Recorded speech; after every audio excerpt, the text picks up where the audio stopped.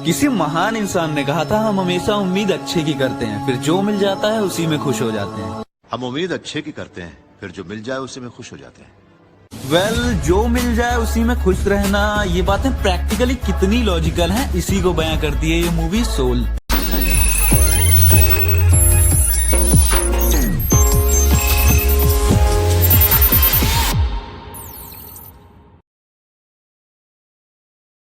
Hello guys, मेरा नाम है सत्यम और आज मैं स्पॉइलर फ्री रिव्यू करूंगा डिज्नी पिक्सार की लेटेस्ट मूवी सोल का। और ये सिर्फ एक रिव्यू नहीं होगा, इस मूवी में बिना स्टोरी को रिवील किए बहुत कुछ, लिटरली बहुत कुछ है बताने के लिए। पिक्सार के सीसीओ यानी चीफ क्रिएटिव ऑफिसर, जो कि इस मूवी के डायरेक्टर भी हैं, उन्होंने अप और इनसाइड आउट मूवी के जैसे इस मूवी को भी एक मास्टरपीस बना दिया। जी हाँ, अगर सोल मूवी को 2020 की एक मास्टरपीस कहा जाए तो इसमें इत्तू सा भी हाइपरबोल नहीं होगा, क्योंकि ये काफी लोगों की थिंकिंग और आइडियोलॉजी से सीधे क्लैश करती है। डिज्नी पिक्सार की मूवीज जिस तरह से ना सिर्फ हमें एंटरटेन करती हैं, बल्कि ह्यूमैनिटी, मोरल्स और लाइफ के जो लेसन्स हमारे सामने रखती हैं, वो सच में बहुत ही ज्यादा रियलिस्टिक और रिलेटेबल होता है। तो सबसे पहले मैं मूवी की बेसिक स्टोरी बता देता हूँ, जितना कि ट्रेलर में भी दिखाया गया था और स्पॉइलर बिल्कुल भी नहीं है। स्टोरी का मेन कैरेक्टर एक अफ्रीकन अमेरिकन बंदा जो गार्डनर है। ये मिडिल स्कूल में एक म्यूजिक टीचर का काम करता है, लेकिन जैसे हम में से काफी लोग अपनी जॉब से खुश नहीं रहते, वैसे जोए गार्डनर भी अपने इस काम से बिल्कुल भी खुश नहीं है। वो अपने लिए जैज म्यूजिक में एक बड़ा और सक्सेसफुल कैरियर चाहता है। एक दिन जोए का एक स्टूडेंट करली उसे फोन करके बताता है कि जैज म्यूजिक लेजेंड डोराथिया विलियम्स के साथ वो एक प्रैक्टिस ओपनिंग कर सकता है। यहाँ अपने पियानो बजाने के हुनर से जोए डोराथिया को इतना इम्प्रेस कर देता है कि वो ऑन द स्पॉट उसे अपने बैंड के लिए जॉब ऑफर कर देती है। इस बात से जोए इतना खुश हो जाता है कि एक्साइटमेंट में आके एक मेन होल में गिर जाता है और कोमा में चला जाता है। अब ये तो कोमा में है, मगर इसकी सोल ग्रेट बियॉन्ड और ग्रेट बिफोर नाम की जगह के बीच में चली जाती है और वहाँ से भाग के जोए गार्डनर फंस जाता है ग्रेट बिफोर की दुनिया में। अब वहाँ से निकल के वो अर्थ पे वापस आ पाता है या नहीं, या उसका बड़ा जैज म्यूजिशियन बनने का सपना पूरा हो पाता है या नहीं, ये सारी चीजें जानने के लिए तो आपको मूवी देखनी होगी।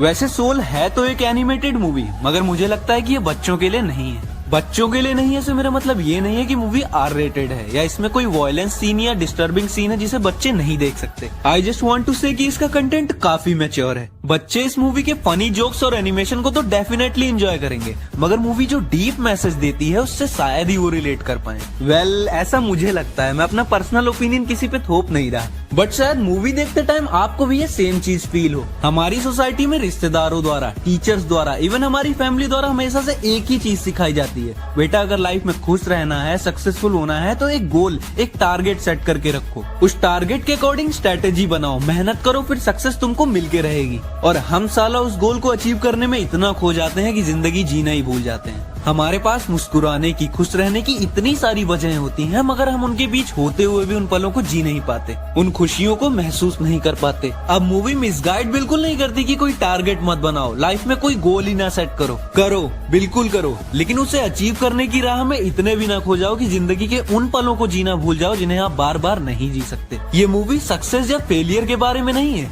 न ही आपके पैसे या किसी मोटिवेशन के बारे में है। ये मूवी अभी इसी वक्त को जीने के बारे में है, और यही रियल मीनिंग ऑफ लाइफ है। कभी कभी हम जिन चीजों को डेस्परेट होके चाहते हैं, फिर जब वो चीजें हमें मिल जाती हैं, उस हसरत को हम अचीव कर लेते हैं, फिर ये कमीना दिल कहता है कि अब क्या, जो तुझे चाहिए था वो तुझे मिल गया, अब क्या। और तब हमारी कॉन्शियसनेस हमसे सवाल करती है कि जो तुम्हें चाहिए था वो तुम्हें मिल गया, मगर किस कीमत पे। सोल मूवी में एक छोटी सी लेकिन बहुत ही मीनिंगफुल स्टोरी है एक मछली की। वो फिश समुंदर में जाने के बाद ओल्ड फिश से पूछती है कि कहाँ है वो ग्रेट ओशियन जिसके बारे में मैंने इतना सुना था। ओल्ड फिश यंग फिश से कहती है कि यही तो है ओशियन। इस पे यंग फिश कहती है ये तो बस पानी है, मुझे तो ओशियन देखना था। मुझे यकीन है आप सब स्टोरी का डीप मीनिंग समझ गए होंगे। मूवी एक और प्यारा मैसेज देती है कि किसी एक चीज के पीछे इतना भी मत भागो कि लाइफ की बाकी खूबसूरती को मिस कर दो। मैं मानता हूँ कि हर किसी की लाइफ में एक ऐसा पल आता है जब लगता है कि साला चल क्या रहा है, लगता है जैसे लाइफ रुक सी गई है।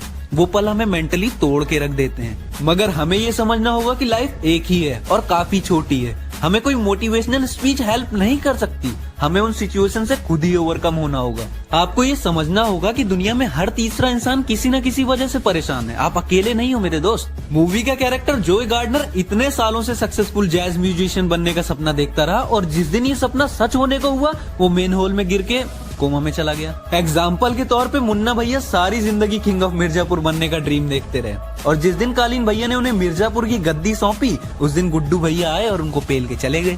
हालांकि वो बात अलग है कि मुन्ना भैया सीजन 3 में वापस आ जाएंगे। ओवरऑल कहने का मतलब है कि लाइफ अनप्रेडिक्टेबल है। हर दिन, हर घंटे, हर मिनट, हर सेकंड को जियो, क्या पता कल हो ना हो। आपको लग रहा होगा कि मैं रिव्यू कर रहा हूँ या संदीप माहेश्वरी लाइट बन रहा हूँ, लेकिन सोल मूवी में इन्हीं सारे मैसेजेस को बहुत ही बेहतरीन तरीके से ऑडियंस के सामने रखा गया है। और अगर ये मूवी आप एज अ पेरेंट देखोगे तो भी ये आपकी सोच को सीधे हिट करेगी कि अपनी चाहत की चीजों को अपने बच्चों पे मत थोपो, बल्कि उनकी चाहत क्या है ये जानने की कोशिश करो। और बच्चों को भी चाहिए कि वो अपनी बातें पेरेंट्स के सामने रखें। अगर आप अच्छे से समझाओगे तो वो क्यों नहीं समझेंगे। मूवी बताती है कि खुशियाँ चारों तरफ हैं। बॉस की डांट सुनने के बाद कलीग से मस्ती करने में, बार्बर की शॉप पे बाल कटवाते समय उनके किस्से सुनने में, राह चलते किसी अनजान की मदद कर देने में, अलाव तापते समय बुजुर्गों की कहानियां सुनने में। खुशियां हर जगह हैं, बस आपको उन्हें महसूस करने की देर है। बात करें मूवी के एनिमेशन की तो पिक्सार का एनिमेशन किस लेवल का होता है ये बताने की जरूरत ही नहीं है। जब 2004 में आई पिक्सार की एनिमेटेड मूवी द इनक्रेडिबल्स का एनिमेशन जहर लेवल का हो सकता है, तो ये मूवी तो फिर भी 2020 की है। मूवी में डार्क और विविड कलर्स का जो कॉम्बिनेशन है वो सच में ऑडियंस को एक ऑसम एक्सपीरियंस देगा। मूवी में ग्रेट बिफोर की दुनिया को बहुत ही खूबसूरत तरीके से दिखाया गया है। सारी सोल्स का एनिमेशन इतना प्यारा है कि भूल जाओ कि बच्चे डरेंगे, बल्कि ये सारे बेबी योडा जैसे क्यूट लगेंगे। दी ओनली सैड थिंग कि इस मूवी को हिंदी में डब नहीं किया गया है, जो कि किया जाना चाहिए था। खैर, मूवी की इंग्लिश काफी इजी है और आप सब काफी आसानी से समझ जाओगे। मूवी का बीजीएम भी कमाल का है, जो कि सीन्स से कनेक्टेड लगता है। तो इसी के साथ अगर आपको वीडियो पसंद आई तो वीडियो को लाइक करो, अपने दोस्तों के साथ शेयर करो। साथ ही इसी तरह के ऑसम कंटेंट को देखने के लिए हमारे चैनल ईबॉट को सब्सक्राइब कर दो और सारे वीडियो सबसे पहले देखने के लिए नोटिफिकेशन बेल को प्रेस कर दो। Till then, bye bye, may the force be with you. May the Force be with you. May the Force be with you. Anakin, may the Force be with you. May the Force be with you, Master. May the Force be with you.